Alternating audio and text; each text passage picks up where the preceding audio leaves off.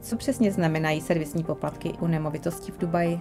Servisní poplatky, service charges nebo takzvané maintenance fee, tak jsou vlastně poplatky za udržování společných prostor.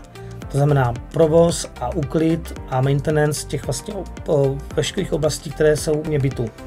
To znamená chodby, úklid chodeb, náklady na osvětlení, úklid parkoviště, mytí oken zvenku u mrakodrapů, security, recepce, úprava bazénu, pokud je tam soukromá pláž, tak úprava pláže, plavčíci, posilovna a tak dále.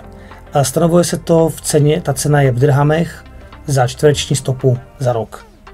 U těch levnějších projektů v necentrálních oblastech se to pohybuje okolo 10 až 15 dirhamů za čtvereční stopu.